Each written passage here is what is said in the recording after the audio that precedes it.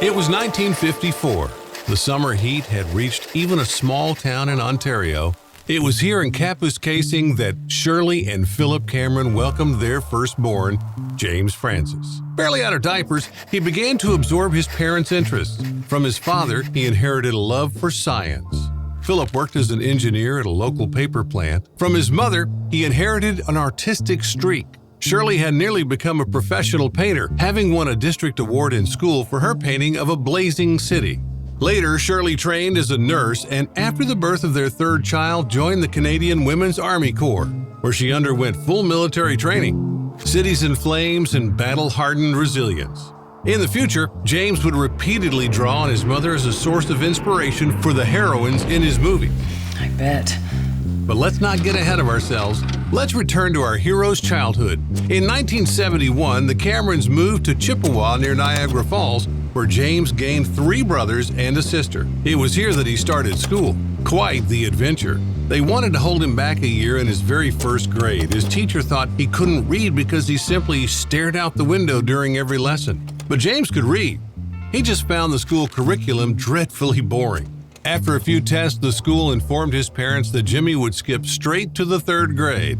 By the middle of his 2nd year, he was moved up to the 4th grade. By 9th grade, James had turned the science fair into his personal trophy collection party and even became the president of the science club, though it only included one other member, a girl from Czechoslovakia.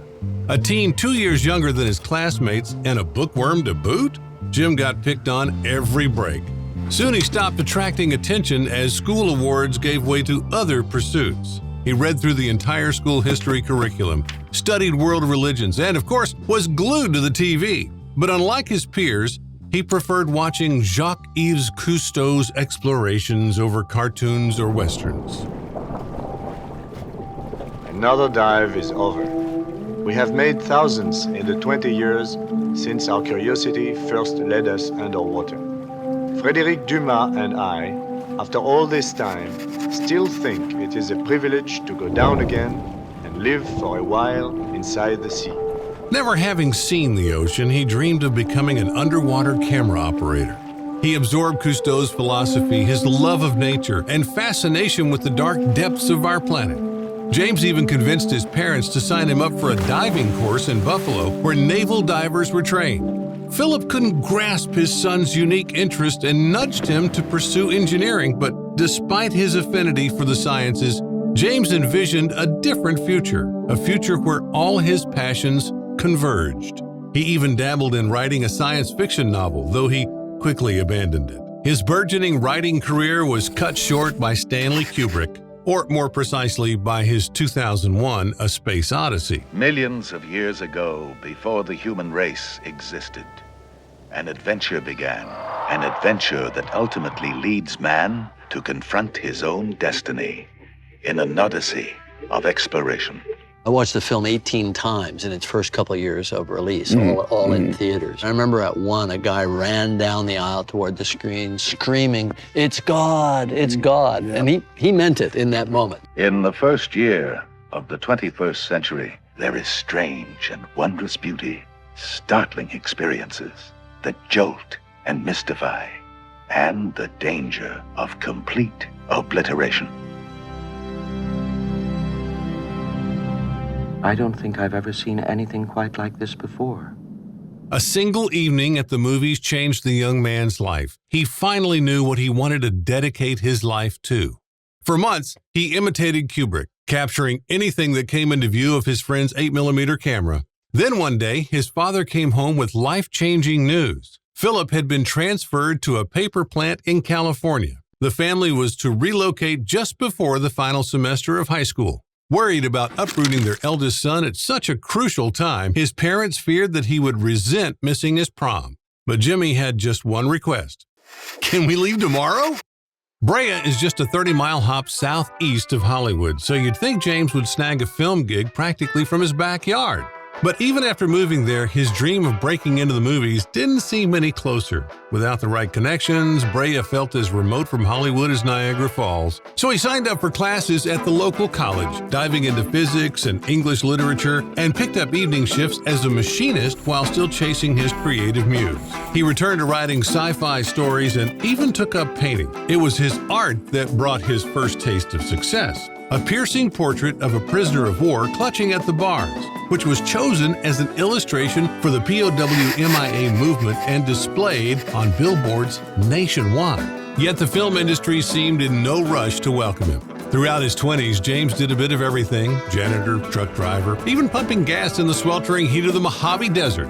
But films were never far from his mind. He kept on writing scripts and sketching out scenes, unknowingly amassing a treasure trove of ideas that would one day fuel his movies. Take his girlfriend, for example. She worked as a waitress at a local diner. Seemingly a simple job, but a decade later, she would inspire him to create Sarah Connor.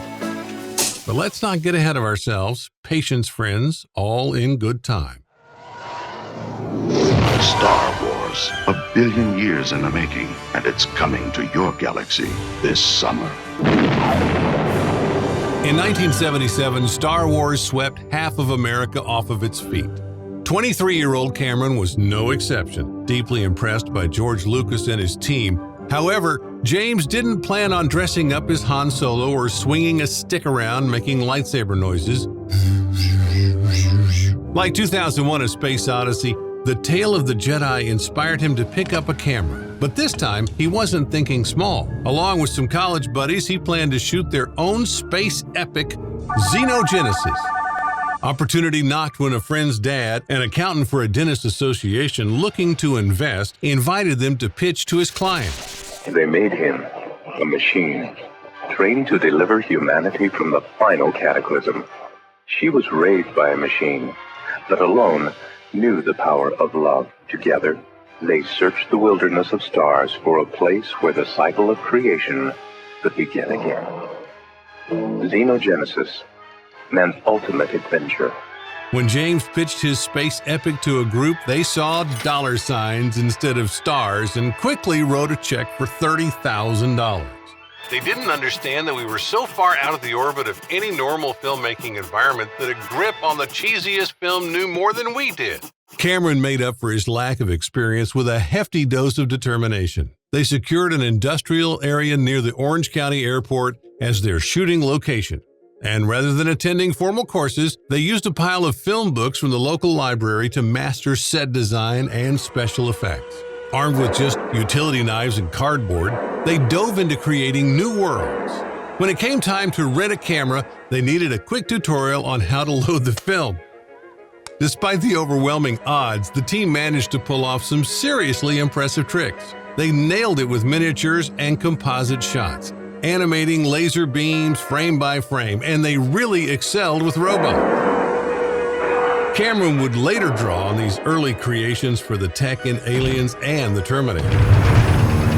Considering that Xenogenesis was made by, to put it mildly, amateurs is truly remarkable.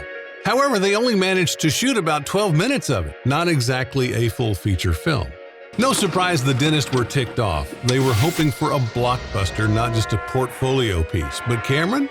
He was clever with it. He took that short reel over to Roger Corman's office, who, you won't believe this, was about to shoot the next Star Wars on a shoestring, or rather, a knockoff titled Battle Beyond the Stars.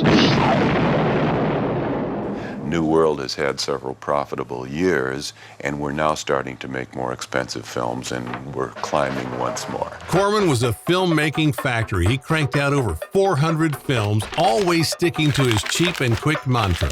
This approach and his love for shoestring budgets had attracted budding filmmakers for decades. Titans like Nicholson, Bogdanovich, Coppola, and Scorsese all started under Roger's tutelage, but lately, big studios had been cribbing his style. They bet on young directors and tiny budgets, hoping to strike gold with a new Spielberg. To stay competitive, Corman set his sights on his magnum opus, a remake of Kurosawa's Seven Samurai in space with a $2 million budget. Ruthless invaders, a defenseless planet, A lone youth escapes on a last-ditch mission that begins at the edge of the universe. Pretty impressive. He even set up a special effects department in his studio for this beast. And the new director of that department brought Cameron on board as a model and miniature designer. When Jim got to work, all the spaceship designs were ready except one, the ship piloted by a female robot.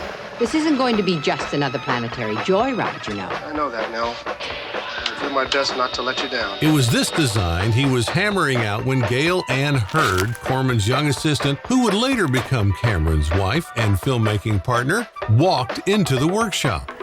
She spent about 3 or 4 days there, came back, and she said, "You're falling behind in special effects, and the problem is your top special effects people are not really that good. The youngest, newest guy in special effects is actually the best." That was Jim Cameron, and I said, "Promote Jim today." From there, Cameron's career shot up like a rocket. After impressing Roger with his concept for a spaceship with tits, See what I mean? he got bumped up to head of ship design. Just weeks later, Corman fired the film's art director, who hadn't produced a single sketch in a month. Cameron stepped in with his own designs that day and snagged the spot. Jim learned fast that Corman's method tolerated no delays. If the crew was on set, you were shooting, no matter if things weren't quite painted or the floor was still a mess. Move it! Kick ass, boys! Kick ass! After the chaos, which Corman proudly called a film shoot, wrapped, Cameron went off to apply his newfound skills everywhere he could. He helped design skyscrapers for Carpenter's Escape from New York and moved on to another Corman project, Galaxy of Terror. or as it should really be called, a cheap ripoff of Alien. It's been waiting 1 billion years to scare you to death.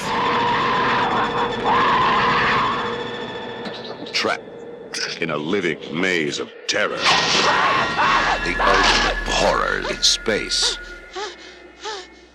Cameron was tasked with mimicking H.R. Geiger's iconic design on a budget barely bigger than Geiger's daily coffee tab. It was a tough job, and the results didn't exactly wow Roger. Corman grew frustrated with the director and his team, who seemed to shoot the sets in the worst ways possible. The decorator pointed this out to Corman and suggested shooting the close-ups himself. And I just basically went up to Roger one day and said I'd like to direct second unit. And he gave me a camera and 2 or 3 people, and we started a little second unit. And the second unit basically became this steamroller that wound up shooting about 1/3 of the picture. His debut shot as the director featured a severed hand from which maggots were supposed to emerge. They used mealworms instead, which, true to form for actors under a rookie director, were too lazy to move. It seems even worms needed a motivational shock to get into character, which Cameron provided with a splash of liquid and a jolt of electricity.